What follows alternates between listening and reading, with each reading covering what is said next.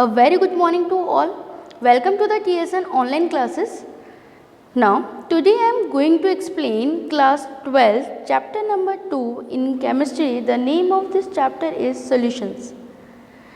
It's the second part of this chapter. Today's topic is types of solution. A saturated solution contains the maximum amount of a solute that will dissolve in a given solvent at a specific temperature. यदि हम solution की saturated होने की बात करें कि what is the saturated solution, तो saturated solution के अंदर जो सॉल्यूट पार्टिकल्स होते हैं वो बहुत ही ज़्यादा यानी मैक्सिमम अमाउंट के अंदर होते हैं। तो सॉल्वेंट के अंदर वो जो सॉलिड पार्टिकल्स हैं उसको एक स्पेसिफिक टेम्परेचर के अंदर ऐड किया गया है ना, यानी कि एक सॉल्ट जो है उसको हम वाटर के अंदर डिज़ोल्व कर रहे हैं। तो नॉर्मल टेम्परेचर पे जितना हो सकता है उतना हमने कर लिया। अब हमें और ज़्यादा उसे सैचुरेटेड करना है और उसकी सांद्रता को बढ़ाना है, तो हम क्या करेंगे, वाटर को गर्म करेंगे। गर्म करने पर हम कुछ और मात्रा के अंदर उसमें सॉल्ट ऐड कर सकते हैं। तो इस तरह का जो सॉल्यूशन बनेगा वो कौन सा होगा, saturated solution. Now, the second is an unsaturated solution contains less solute that it has the capacity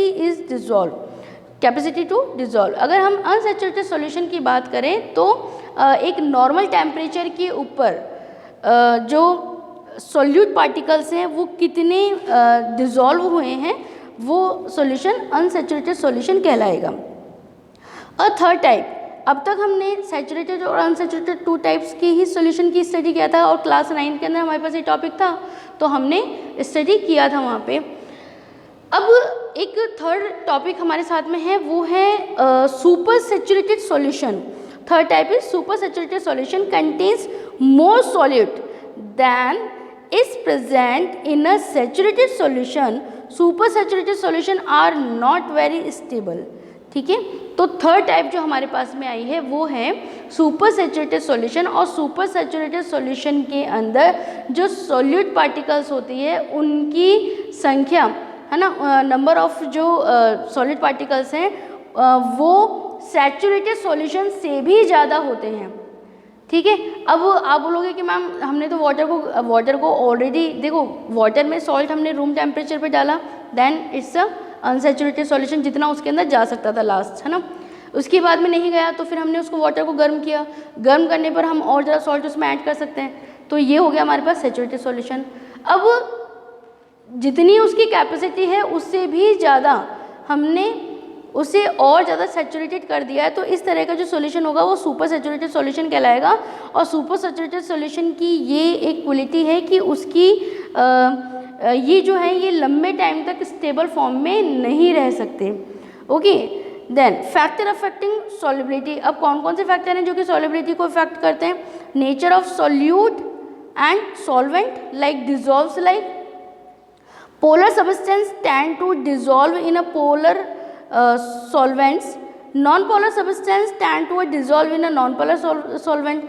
तो पहला आपका जो फैक्टर अफेक्टिंग है तो उसमें बताया है कि भाई नेचर ऑफ सॉल्यूट और सॉल्वेंट ये दोनों ही ये दोनों ही फैक्टर जो हैं वो सॉल्युबिलिटी को इफेक्ट करते हैं। तो जैसे पोलर सब्सटेंस जो है वो पोलर सॉल्वेंट्स के अंदर जाता है, डिजॉल्व होता है। नॉन पोलर सब्सटेंस जो होता है वो नॉन पोलर सॉल्वेंट्स के अंदर डिजॉल्व होता है। Then example is vitamin A is soluble in a non polar compounds. जो विटामिन ए है वो नॉन पोलर कंपाउंड्स के अंदर सॉल्युबल,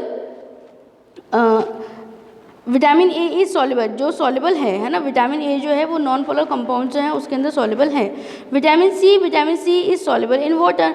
तो जो विटामिन सी जो है वो वाटर के साथ में सॉल्युबल है। ओके, तो ये जो फैक्टर है वो सॉल्युबिलिटी को इफेक्ट करते हैं।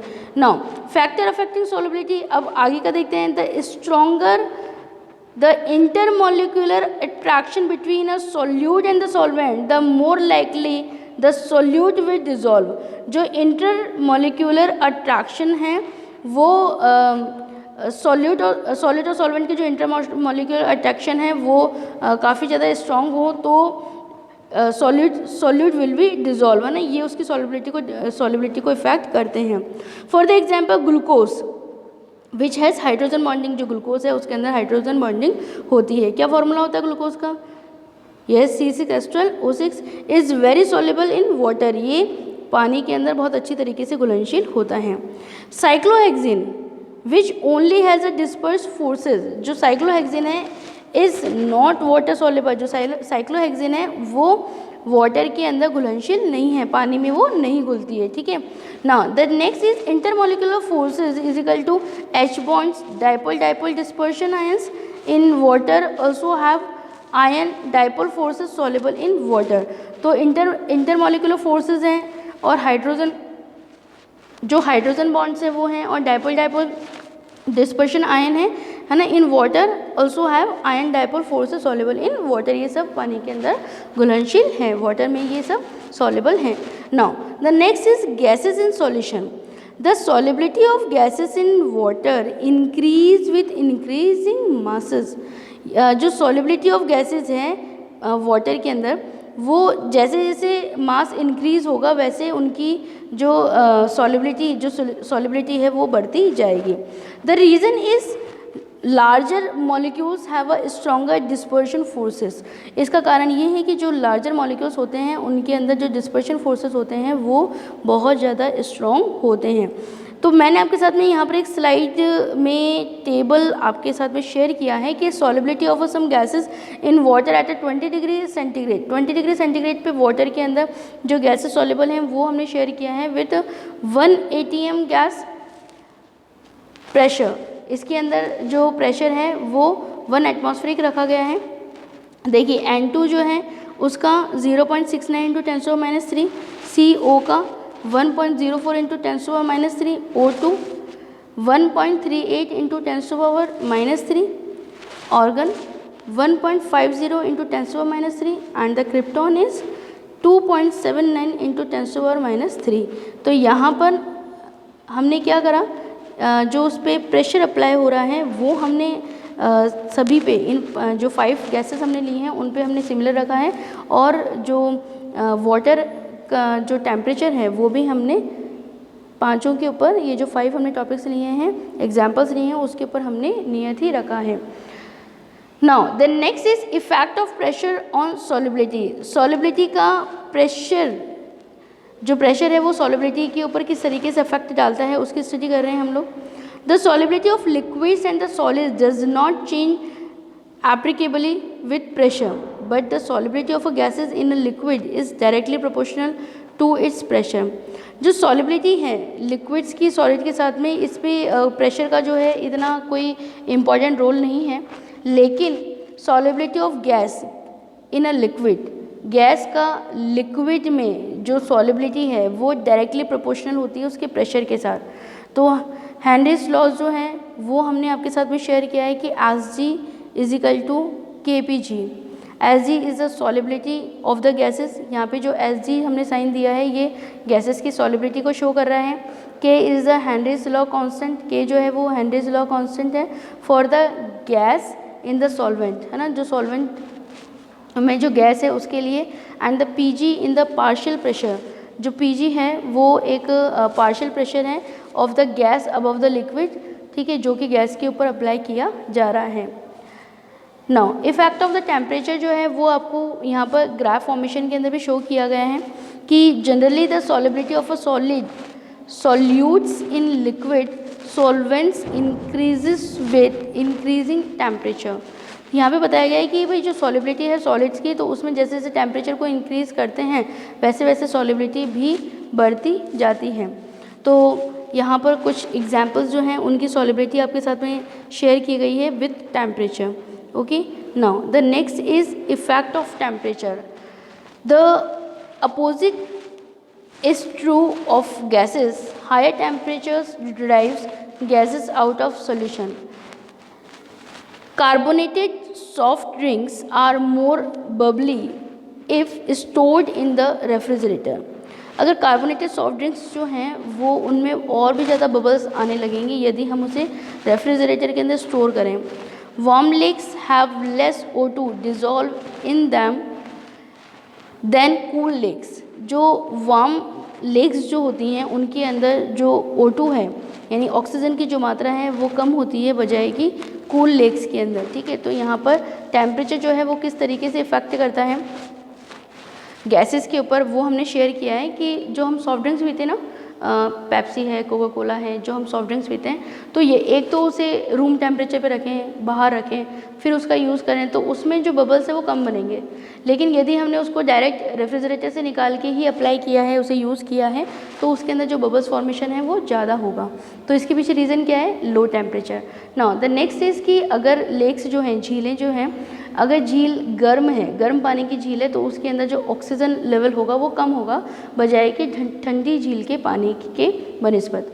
Okay, now the next is ways of the expressing concentrations of a solution. अब कॉन्सेंट्रेशन ऑफ सोल्यूशन जो है उसको हम किस तरीके से शो करते हैं? Then it is a mass percentage of millions, parts per billions and mole fractions.